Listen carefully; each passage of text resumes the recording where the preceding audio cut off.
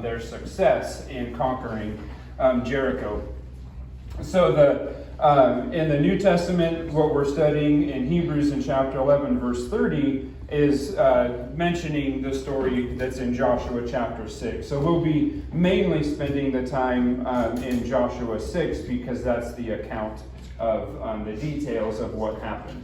But let's start off in chapter 11 in Hebrews, and we'll read verse 30 just so that we know where we're at here. So it says, "By faith the walls of Jericho fell after the people had marched around them for 7 days."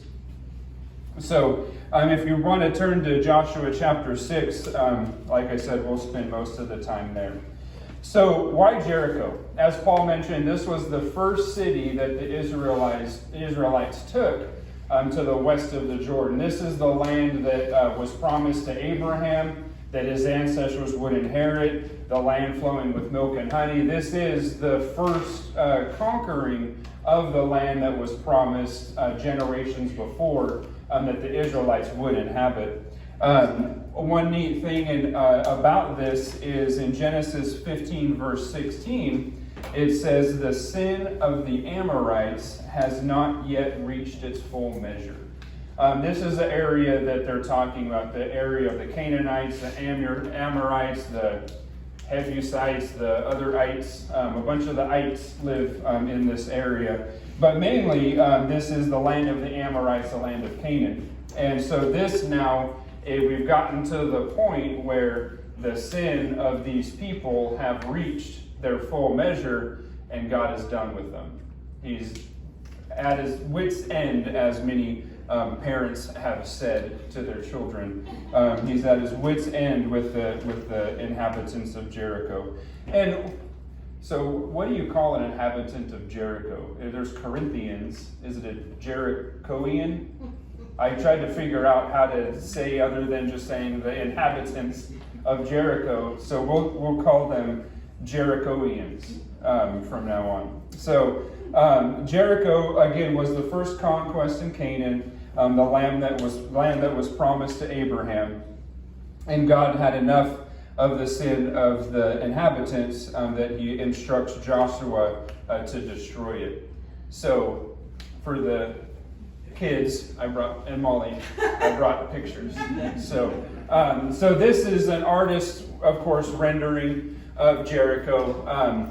There's been 3 major archaeological explorations in Jericho to get an idea of the city and the size of the walls, everything that's recorded in the Bible. On 3 different occasions, headed by 3 different people, 3 completely different groups. I think the last one was in the 50s, the last excavation and archaeological study.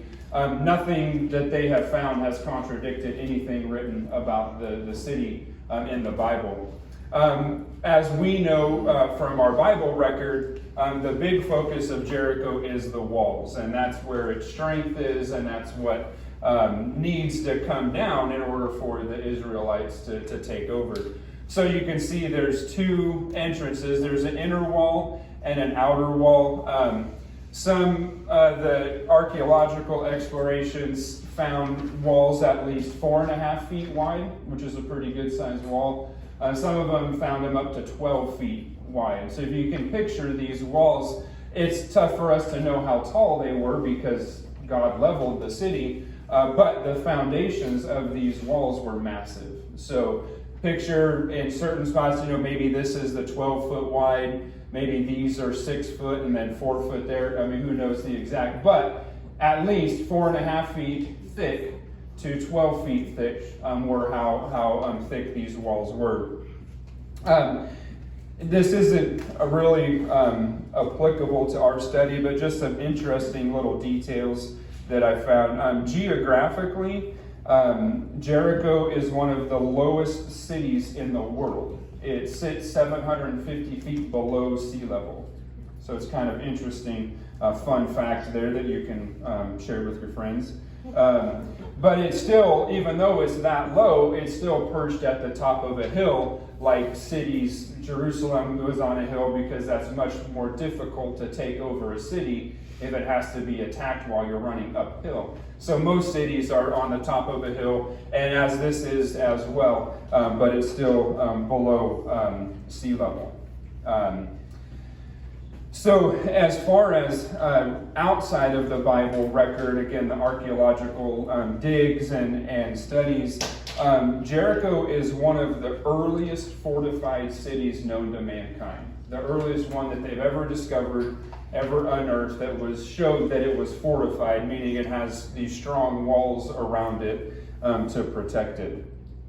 It was an oasis in the desert. It was also known as the City of Palms. You can see the artist put palm trees in here. Apparently there was plenty of water. There was a spring, you would see in an oasis in the desert, and that is what provided water to Jericho. So if you think about it, and you think about the time, not considering the actions of the people, but just looking at the city, it was an impressive city.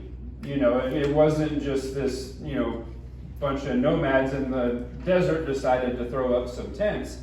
I mean, it's fortified. It's got a steady supply of water. It doesn't need to bring water in from outside. It's got its own spring walls. It was likely in the area, in the land of the Canaanites and the Amorites, probably a very safe, very powerful city, and a very significant city at the time, which also makes it probably the reason why God wanted it conquered first. Because what kind of message does that send to the rest of the people in the area when you say God brought down the walls of Jericho? These 4.5 to 12-foot walls are now piles of rubble because of the power of God. So, don't know if that's the exact reason why Jericho was chosen as the first conquering, but it kind of makes sense with God's plan for the rest of this area and how he wants his people to inhabit this area. So we're going to read through Joshua chapter 6. And again, going back to the theme of our study, the theme is to look at the faith. What was it about the faith of the Israelites? What was it about what God did that makes this be something that is mentioned years, decades, hundreds, thousands of years later in Hebrews as something significant, as an example of faith?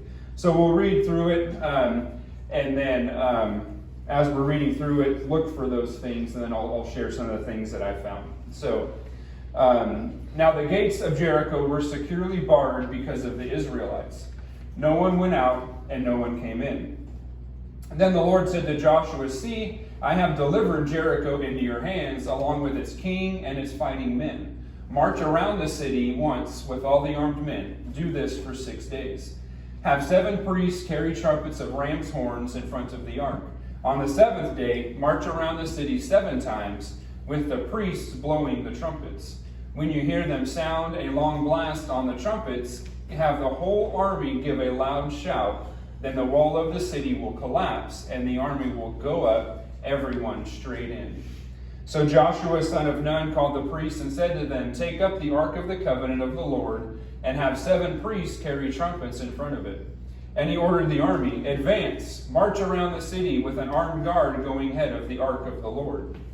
When Joshua had spoken to the people, the 7 priests carrying the 7 trumpets before the Lord went forward, blowing their trumpets, and the ark of the Lord's covenant followed them. The armed guard marched ahead of the priests who blew the trumpets, and the rear guard followed the ark. All this time the trumpets were sounding. But Joshua had commanded the army, "Do not give a war cry, do not raise your voices, do not say a word until the day I tell you to shout, then shout." So he had the ark of the Lord carried around the city, circling it once. Then the army returned to camp and spent the night there. Joshua got up early the next morning, and the priests took up the ark of the Lord. The 7 priests carrying the 7 trumpets went forward, marching before the ark of the Lord and blowing the trumpets. The armed men went ahead of them, and the rear guard followed the ark of the Lord, while the trumpets kept sounding. So on the 2nd day they marched around the city once and returned to the camp. They did this for 6 days. On the seventh day they got up at daybreak and marched around the city 7 times in the same manner, except on that day they circled the city 7 times. The 7th time around, when the priest sounded the trumpet blast, Joshua commanded the army, "Shout, for the Lord has given you the city. The city and all that is in it are to be devoted to the Lord. Only Rahab the prostitute and all who are with her in her house shall be spared, because she hid the spies we sent. But keep away from the devoted things, so that you will not bring about your own destruction by taking any of them. Otherwise you will make the camp of Israel liable to destruction and bring trouble upon it. All the silver and gold and all the articles of bronze and iron are sacred to the Lord and must go into his treasury." When the trumpet sounded, the army shouted, and at the sound of the trumpet, when the men gave a loud shout, the wall collapsed. So everyone charged straight in, and they took the city. They devoted the city to the Lord and destroyed with the sword every living thing in it, men and women, young and old, cattle, sheep, and donkeys. Joshua said to the 2 men who had spied out the land, "Go into the prostitute's house and bring her out and all who belong to her, in accordance with your oath to her." So the young men who had done the spying went in and brought out Rahab, her father and mother, her brothers and sisters, and all who belonged to her. They brought out her entire family and put them in a place outside the camp of Israel. Then they burned the whole city and everything in it, but they put the silver and gold and the articles of bronze and iron into the treasury of the Lord's house. But Joshua spared Rahab the prostitute with her family and all who belonged to her, because she hid the men Joshua had sent as spies to Jericho, and she lives among the Israelites to this day. At that time Joshua pronounced the solemn oath, "Cursed before the Lord is the one who undertakes to rebuild the city Jericho. At the cost of his firstborn son he will lay its foundations. At the cost of his youngest he will set up its gates." So the Lord was with Joshua, and his fame spread throughout the land. One note, I'm not going to go into the details of Rahab. Paul will be talking about that next week. So I'll just be sharing some of the things I found about the faith of the Israelites. So when you think about marching around the city, it kind of makes it sound like a fable, right? You know, how could you in one day march 7 times around the city of Roseville? Well, ironically, the city of Jericho only takes up about 10 acres. A lot smaller than I thought it was. But again, confirmed by archaeological digs, the city was actually about 10 acres. So it's not this giant metropolis of Sacramento or Los Angeles or even Roseville. It's a fairly small area. So the idea of marching around it is perfectly feasible for people physically to accomplish that. So one of the things that's really neat to me in looking at this and studying it looking at it from the aspect of faith is, isn't it interesting that God tells Joshua that he has given Jericho into your hand before anything was accomplished? All they had been doing was camping outside of Jericho. And then God says, "Look, here we are. I've given them into your hand," and nothing has, the walls are still standing. The king is still on his throne in the city. All the people are still alive and doing well. But God says, "Look what I've done. I've given them into your hand." And what this tells me is it shows the surety of God's promises. That when he says something will happen, it's going to happen. It's just a matter of time. It might be a matter of faith being exercised by people. But God knows how Joshua is going to respond to his instruction. God knows what the Israelites are going to do when they're given this instruction. So from his perspective, it's done, even though it hasn't been accomplished yet.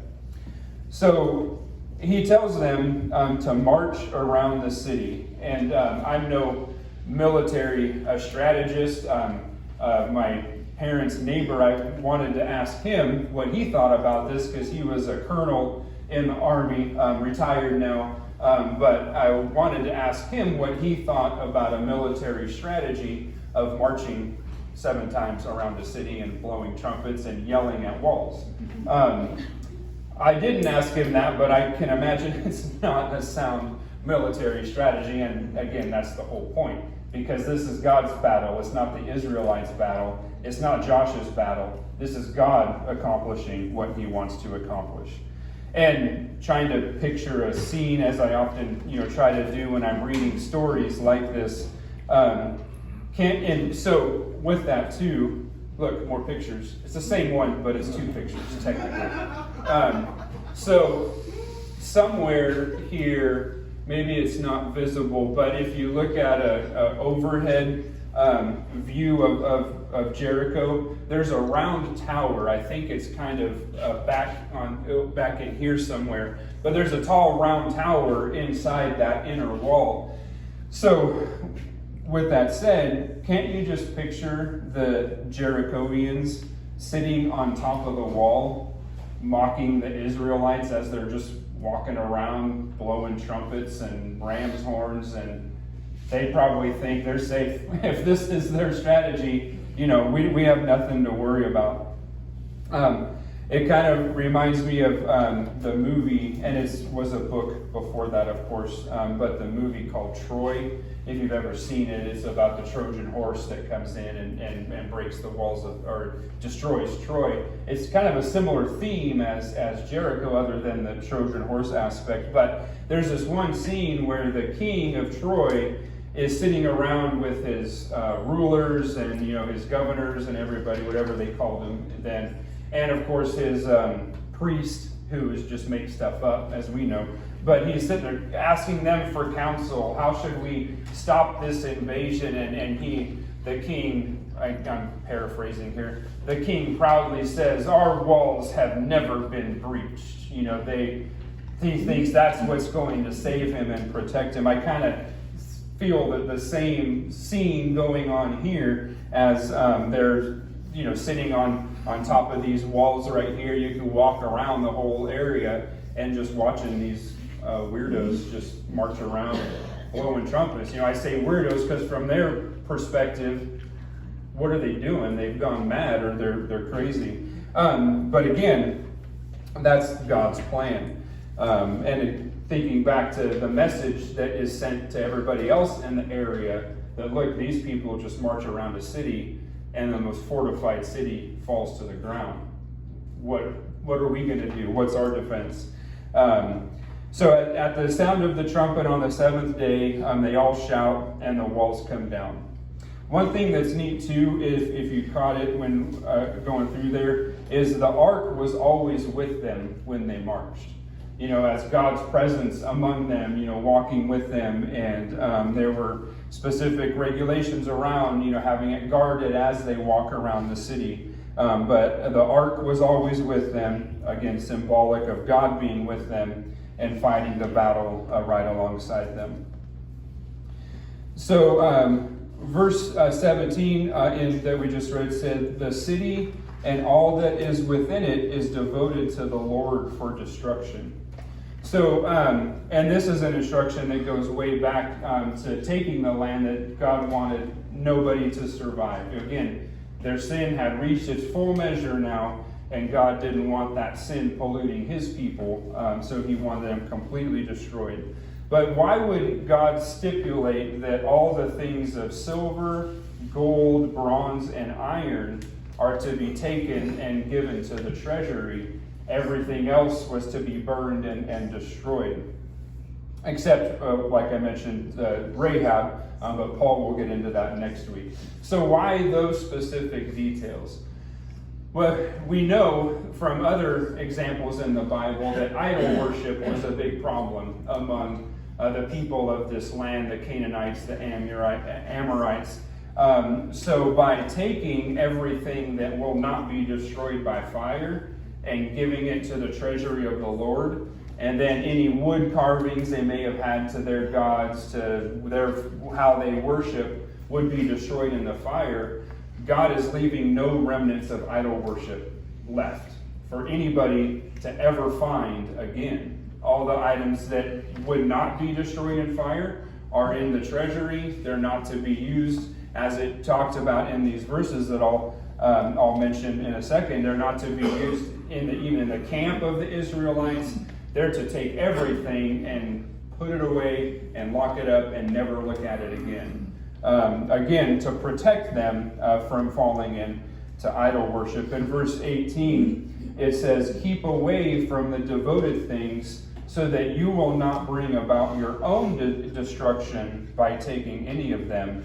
Otherwise, you will make the camp of Israel liable to destruction and bring trouble on it. So again, all of those items of any type of idol worship, any type of pagan rituals, whatever they had, whatever they did that caused their sin, again, to get to the full measure, God didn't want anything to do with them. They're to be completely destroyed or put away somewhere where the Israelites can never see them again. And this, like I mentioned, this what they're doing by completely destroying the city goes back to what God told the Israelites in Deuteronomy chapter 7. I'll read verses 1 through 6. So it says, when the Lord your God brings you into the land you are entering to possess, and drives out before you many nations, the Hittites, Girgashites, Amorites, Canaanites, Perizzites, Hivites, and Jebusites, 7 nations larger and stronger than you. And when the Lord your God has delivered them over to you, and you have defeated them, then you must destroy them totally. Make no treaty with them, and show them no mercy. Do not intermarry with them. Do not give your daughters to their sons, or take their daughters for your sons, for they will turn your children away from following me and serve other gods. And the Lord's anger will burn against you, and will quickly destroy you. This is what you are to do with them. Break down their altars, smash their sacred stones, cut down their Asherah poles, and burn their idols in the fire. For you are a people holy to the Lord your God. The Lord your God has chosen you out of all the peoples on the face of the earth to be his treasured possession. So all of those instructions were given to protect the Israelites from falling into idol worship. And the most important evidence of faith in this is that Israelites did nothing out of their own power to bring the walls down. They didn't throw stones at it. They didn't, do anything out of their own strength, nothing out of their own military ability, their own power brought down the walls. Anybody can walk, right? And there's nothing significant about walking. So that's the biggest evidence of this being God's battle and not the Israelites. So all the evidence points to Jericho, conquering Jericho points to God's power only. And so I want to go back, and I didn't have this on the slides, but I want to read right before where we picked up in chapter 7 of Joshua, an account related to this. So chapter 5, starting in verse 13. It says, now when Joshua was near Jericho, he looked up and saw a man standing in front of him with a drawn sword in his hand. Joshua went up to him and asked, are you for us or for our enemies? Neither, he replied, but as commander of the army of the Lord, I have now come. Then Joshua fell face down to the ground in reverence and asked him, what message does my Lord have for his servants? So I think it's really interesting that God is doing all of this, and Joshua asked this commander of the Lord, whose side are you on? And he says, neither. He didn't say, I'm on your side. I'm going to lead you into a great battle. We're going to accomplish these amazing things. He says, I'm not even on your side. So that again points back to this being God's battle. It's not the Israelites fighting. It's not anybody else. It's God fighting, and they just get to enjoy the spoils of God's conquering. So the other example of faith that I found here, and it's not faith of the Israelites, it's actually the faith of the inhabitants of Jericho, or if you prefer, the Jerichoians. So they had faith. It's interesting when we look at this, the Israelites were camped outside. I'm not exactly sure how long they were camped. We know they marched around for 7 days.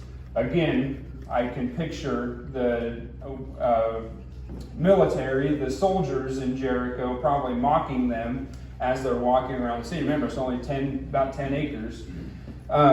So the inhabitants of Jericho had faith. they never attacked the Israelites.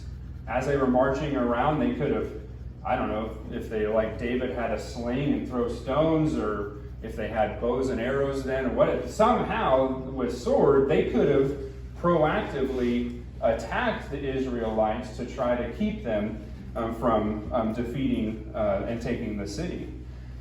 But they didn't. So the Jerichoans had faith, but they had faith in their walls. That's where they thought their strength lied. That's where they thought their power was in these 4.5 to 12 foot thick walls that they felt nobody could penetrate. So they had faith, but they had faith in their own strength and something that they had built themselves. They didn't have faith in God. And to me, it's really neat, and this is the thing that stood out to me that I'd never thought about before, was this faith of the Jerichoans. But they trusted in themselves and their own power and were destroyed. The Israelites trusted in God and his power, and they were conquerors. And that just hit me. That's just a really good principle for life, right? When we trust in our own power, our own strength, our own greatness, either during our life or when this life is over, we're going to experience destruction. We're going to either be brought down now and experience it here, or we're going to experience later when all of our faith and all of our trust is in ourselves and our own power. But as this story is the example, the trust in God and his power, we become conquerors. This could be conquering a sin in your life. This could be conquering a city. This could be conquering anything in between. But nonetheless, the principle still remains. Our own power will lead to destruction. Trust in God's power will lead to us being conquerors. Again, in this life or the next, we will be conquerors. So that's what I had for you folks today. I hope you found something new in there, like I did. That idea about comparing the faith of Jericho, the inhabitants of Jericho, and what they put their faith in, and then what the Israelites, who they put their faith in and what they put their faith in, was a really neat idea that I'd never thought about before and never considered before. So I hope it sparked some interest in you. So if you need to make any changes in your life, make things right with the Lord, let's do so right now while we sing.